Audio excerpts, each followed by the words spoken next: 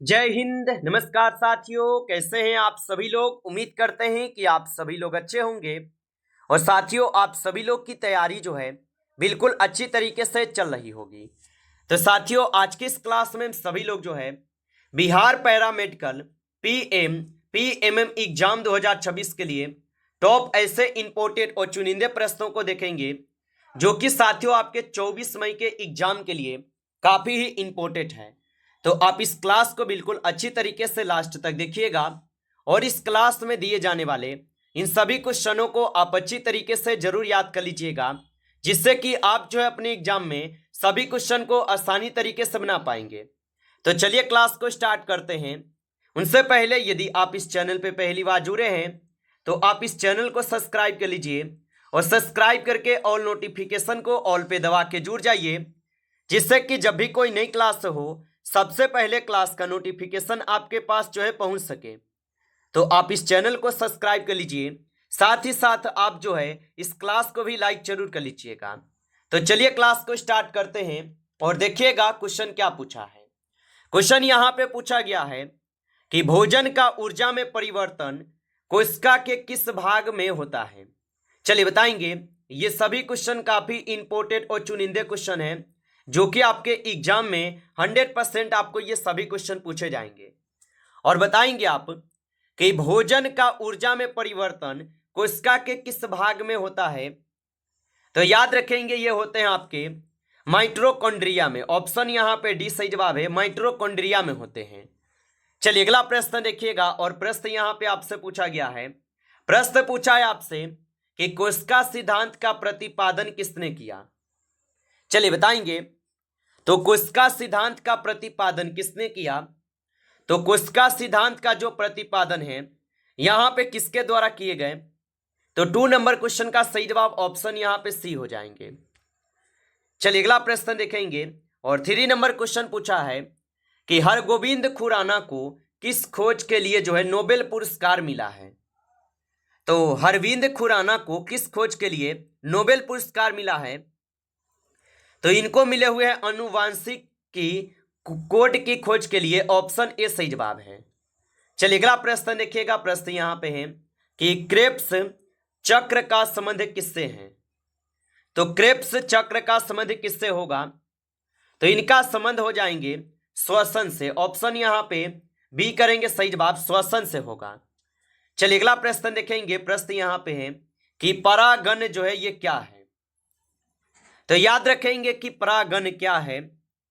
तो परागण जो है ये परागण का हस्तांतरण है। ऑप्शन यहां पे बी सही जवाब है।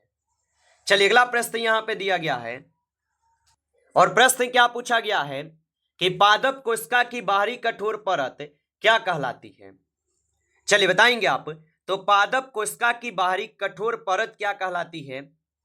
तो याद रखेंगे ये परत कहलाते हैं कोशिका भित्ति। ऑप्शन यहां पे बी हो जाएंगे सही जवाब, कोशिका भित्ति कहलाते हैं।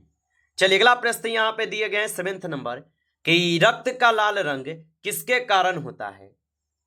तो याद रखेंगे आप कि रक्त का जो लाल रंग है ये किसके कारण होता है। तो रक्त का लाल रंग जो है ये आपके हीमोग्लोबिन के कारण होते हैं। ऑप्शन ए हो जाएंगे सही जवाब, हीमोग्लोबिन के कारण होते हैं। चलिए अगला प्रश्न देखेंगे और प्रश्न पूछा है 8 नंबर कि मानव शरीर में सबसे बड़ी ग्रंथि कौन सी है। तो मानव शरीर में सबसे बड़ी ग्रंथि जो है यहां पे हो जाएंगे यकृत। ऑप्शन बी करेंगे सही जवाब, यकृत हो जाएंगे। चलिए अगला प्रश्न देखेंगे और 9 नंबर प्रश्न है कि विटामिन डी की कमी से कौन सा रोग होता है। तो विटामिन डी की कमी से जो है यहां पे कौन से रोग होते हैं। तो विटामिन डी की कमी से जो है रिकेट्स रोग होता है। ऑप्शन सी हो जाएंगे सही जवाब, रिकेट्स रोग होता है। चलिए अगला प्रश्न देखेंगे। प्रश्न है मानव हृदय में जो है कितने कक्ष होते हैं। चलिए बताएंगे। तो मानव हृदय में कितने जो है कक्ष होते हैं। तो मानव हृदय में कुल आपके होते हैं 4 कक्ष। ऑप्शन सी सही जवाब है, 4 कक्ष होते हैं। चलिए अगला प्रश्न देखेंगे। प्रश्न यहां पे है मानव शरीर में मास्टर ग्रंथि किसे कहा जाता है। तो याद रखेंगे आप कि मानव शरीर में मास्टर ग्रंथि किसे कहते हैं। तो मानव शरीर में मास्टर ग्रंथि कहते हैं पीयूष ग्रंथि को। ऑप्शन यहां पे सी सही जवाब है, पीयूष ग्रंथि को कहते हैं? चलिए अगला प्रश्न देखेंगे। 12th नंबर प्रश्न है कि क्रेब्स चक्र में प्रथम अस्थायी यौगिक कौन सा बनता है? तो क्रेब्स चक्र में प्रथम अस्थायी यौगिक कौन सा बनता है? तो याद रखेंगे यहां पे इस क्वेश्चन का सही जवाब ऑप्शन बी है, साइट्रिक अम्ल होगा। चलिए अगला प्रश्न देखेंगे। 30 नंबर है कि मानव रक्त का पीएच मान जो है ये लगभग कितना है? तो मानव रक्त का पीएच मान जो है लगभग होते हैं आपके 7.4%। ऑप्शन यहां पे बी हो जाएंगे सही जवाब, 7.4%। चलिए अगला प्रश्न यहां पे है कि श्वसन के दौरान सर्वाधिक ऊर्जा किस अवस्था में उत्पन्न होती है? तो श्वसन के दौरान सर्वाधिक ऊर्जा किस अवस्था में उत्पन्न होती है? तो यहां पे 14 क्वेश्चन का सही जवाब ऑप्शन यहां पे जो है आपके सी हो जाएंगे, इलेक्ट्रॉनिक परिवहन तंत्र में होगा। ऑप्शन सी सही जवाब है। चलिए अगला प्रश्न यहां पे 50 नंबर है कि पौधों में जल का परिवहन किस ऊतक द्वारा होता है? तो पौधों में जल का परिवहन किस ऊतक द्वारा होता है? तो पौधों में जल का जो परिवहन है ये होते हैं आप सभी लोग का जाइलम के द्वारा। ऑप्शन बी करेंगे, जाइलम के द्वारा होता है। चलिए अगला प्रश्न यहां पे है कि मनुष्य में गुणसूत्रों की कुल संख्या जो है कितनी होती है? तो याद रखेंगे कि मनुष्य में गुणसूत्रों की कुल संख्या कितनी होती है? तो मनुष्यों में गुणसूत्रों की जो कुल संख्या होती है ये होते हैं आप सभी लोग का यहाँ पे 46। ऑप्शन यहाँ पे सही जवाब है, 46 होते हैं। अगला प्रश्न यहाँ पे है हृदय की धड़कन को नियंत्रित करने वाला प्राकृतिक पेसमेकर कौन सा है? तो हृदय की धड़कन को नियंत्रित करने वाला प्राकृतिक पेसमेकर कौन सा होगा? तो 17 क्वेश्चन का सही जवाब ऑप्शन यहाँ पे बी हो जाएंगे। ऑप्शन यहाँ पे बी करेंगे सही जवाब। चलिए अगला प्रश्न देखेंगे और प्रश्न है 80 नंबर कि प्रकाश संश्लेषण की अंधकार क्रिया कहाँ होती है? चलिए बताएंगे। और आप अभी तक इस क्लास को लाइक नहीं किए हैं तो क्लास को आप लाइक कर लीजिए। नए जुड़े हैं आप इस चैनल पे तो चैनल को भी सब्सक्राइब करके ऑल नोटिफिकेशन को ऑल पे दबा के जुड़ जाइए, जिससे कि जब भी कोई नई क्लास हो सबसे पहले क्लास का नोटिफिकेशन आपके पास जो है पहुंच सके। तो आप इस चैनल को सब्सक्राइब कर लीजिएगा। और प्रकाश संश्लेषण की अंधकार क्रिया कहाँ होती है? तो 18 क्वेश्चन का सही जवाब ऑप्शन यहाँ पे जो है आपके बी हो जाएंगे, एस्ट्रोमा होते हैं। ऑप्शन बी सही जवाब है। चलिए अगला प्रश्न यहाँ पे है कि मानव शरीर में यूरिया का निर्माण कहाँ होता है? तो मानव शरीर में यूरिया का निर्माण कहाँ होता है? तो मानव शरीर में यूरिया का निर्माण यकृत में होते हैं। ऑप्शन सी यहाँ पे सही जवाब है, यकृत में होते हैं। आप अच्छे से इनको याद रखेंगे। चलिए अगला प्रश्न यहाँ पे 20 नंबर है और प्रश्न क्या पूछा है आपसे कि जीवन की इकाई जो है किसे कहा जाता है? तो याद रखेंगे आप कि जीवन की इकाई किसे कहा जाता है? तो जीवन की इकाई कहते हैं कोशिका को। ऑप्शन सी होगा सही जवाब, कोशिका को कहते हैं। चलिए अगला प्रश्न यहाँ पे 21 है कि बिहार के किस जिले में कैमूर वन्य जीव अभयारण्य स्थित है? तो बिहार के किस जिले में कैमूर वन्य जीव अभयारण्य स्थित होगा? तो ये हो जाएंगे आपके भभुआ जिला में। ऑप्शन बी हो जाएंगे सही जवाब, भभुआ जिला में होगा। चलिए अगला प्रश्न देखेंगे और 22 नंबर क्वेश्चन है। क्वेश्चन क्या पूछा गया आपसे यहाँ पे कि बिहार का वह कौन सा क्षेत्र है जिसे शिवालिक क्षेत्र कहा जाता है? तो बिहार का वह कौन सा क्षेत्र है जिसे शिवालिक क्षेत्र कहा जाता है? तो 22 नंबर क्वेश्चन का सही जवाब ऑप्शन यहाँ पे आप सभी लोगों का जो है सी हो जाएंगे, पश्चिमी चंपारण के पहाड़ी इलाके। ऑप्शन सी सही जवाब है। आगे देखिए अगला प्रश्न यहाँ पे 23 है और क्वेश्चन है कि 1857 के विद्रोह में बिहार से जुड़े कुंवर सिंह किस रियासत के शासक थे? तो 1857 के विद्रोह में बिहार से जुड़े कुंवर सिंह किस रियासत के शासक थे? तो ये हो जाएंगे आपके जगदीशपुर के। ऑप्शन यहाँ पे 20 क्वेश्चन का सही जवाब होगा, जगदीशपुर के हो जाएंगे। चलिए अगला प्रश्न देखेंगे और प्रश्न पूछा है कि बिहार के गया शहर को ऐतिहासिक रूप से किस नाम से जाना जाता था? तो बिहार के गया शहर को ऐतिहासिक रूप से किस नाम से जाना जाता था? तो इनको जाने जाते थे आपके गयापुरी के नाम से। ऑप्शन ए सही जवाब है, गयापुरी के नाम से।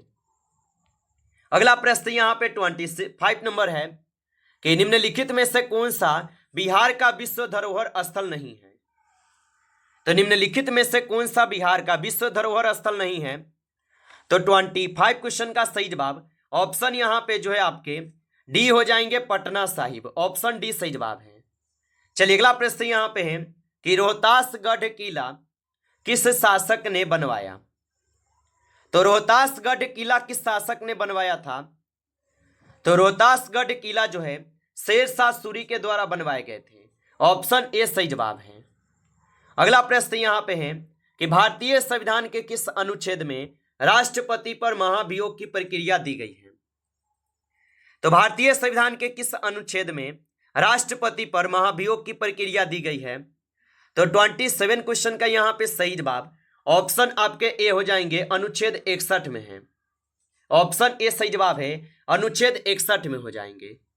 चलिए अगला प्रश्न यहाँ पे दिए गए 28 नंबर, और क्वेश्चन है कि विधायिका, कार्यपालिका और न्यायपालिका के बीच शक्ति का विभाजन भारतीय संविधान के किस भाग में वर्णित नहीं है लेकिन मूल ढांचे का हिस्सा है। तो याद रखेंगे ये किस भाग में हो जाएंगे। तो 28 का सही जवाब ऑप्शन सी रहेंगे, मौलिक संरचना सिद्धांत में रहेगा। चलिए अगला प्रश्न देखेंगे 29 है कि राज्यसभा सदस्य बनने के लिए निम्नतम आयु कितनी है। तो राज्यसभा के सदस्य बनने के लिए निम्नतम आयु जो है आपके हो जाएंगे 30 वर्ष। ऑप्शन बी करेंगे सही जवाब, 30 वर्ष होगा। चलिए अगला प्रश्न देखेंगे 30 नंबर कि पंचायती राज व्यवस्थाओं को भारतीय संविधान में किस संशोधन के माध्यम से संवैधानिक दर्जा दिया गया है। तो पंचायती राज व्यवस्थाओं को भारतीय संविधान में किस संशोधन के माध्यम से संवैधानिक दर्जा दिया गया है। तो ये दिए गए हैं 73वां संविधान संशोधन के द्वारा। ऑप्शन सी होगा सही जवाब। चलिए अगला प्रश्न यहाँ पे 31 है कि प्लासी का युद्ध 1757 में किन दो शक्तियों के बीच लड़ा गया था। तो प्लासी का युद्ध 1757 में किन दो शक्तियों के बीच लड़ा गया था। तो ये लड़े गए थे ब्रिटिश ईस्ट इंडिया कंपनी और सिराजुद्दौला के बीच। ऑप्शन बी हो जाएंगे सही जवाब, ब्रिटिश ईस्ट इंडिया कंपनी और सिराजुद्दौला के बीच। चलिए अगला प्रश्न यहाँ पे है कि गुप्त काल का सबसे प्रसिद्ध शासक कौन था जिसे महान कहा जाता है। तो गुप्त काल का सबसे प्रसिद्ध शासक कौन था जिसे महान कहा जाता है। तो ये हो जाएंगे चंद्रगुप्त प्रथम। ऑप्शन सी सही जवाब है। चलिए अगला प्रश्न देखेंगे। प्रश्न यहाँ पे है कि भारत छोड़ो आंदोलन जो है ये किस वर्ष से शुरू हुआ था। तो भारत छोड़ो आंदोलन जो है ये शुरू हुए थे 1942 में। ऑप्शन सी सही जवाब है, 1942 में। अगला प्रश्न यहाँ पे है निम्नलिखित में से सूरज कुंड मेला किस राज्य में आयोजित होता है। तो निम्नलिखित में से सूरज कुंड मेला किस राज्य में आयोजित होता है। तो ये आयोजित होते हैं हरियाणा में। ऑप्शन यहाँ पे डी सही जवाब है, हरियाणा में होगा। चलिए अगला प्रश्न यहाँ पे है कि जैव विविधता हॉट स्पॉट के संदर्भ में निम्नलिखित में से कौन सा एक भारत में स्थित है। तो जैव विविधता हॉट स्पॉट के संदर्भ में निम्नलिखित में से कौन सा एक भारत में स्थित है। तो याद रखेंगे यहाँ पे इस क्वेश्चन का सही जवाब ऑप्शन ए हो जाएंगे। नमस्कार साथियों, इस क्लास में आपके टॉप 35 क्वेश्चन थे जो काफी इंपॉर्टेंट क्वेश्चन थे। साथियों यदि आपको क्लास अच्छा लगा हो तो आप इस क्लास को लाइक करेंगे। नए जुड़े हैं आप इस चैनल पे तो चैनल को भी सब्सक्राइब करके ऑल नोटिफिकेशन को ऑल पे दबा के जुड़ जाइए, जिससे कि जब भी कोई नई क्लास हो सबसे पहले क्लास का नोटिफिकेशन आपके पास जो है पहुंच सके। तो आप इस चैनल को सब्सक्राइब कर लीजिएगा। चलिए फिर मिलते हैं आपसे एक नेक्स्ट टॉपिक के साथ नेक्स्ट क्लास में। तब तक के लिए जय हिंद, जय भारत।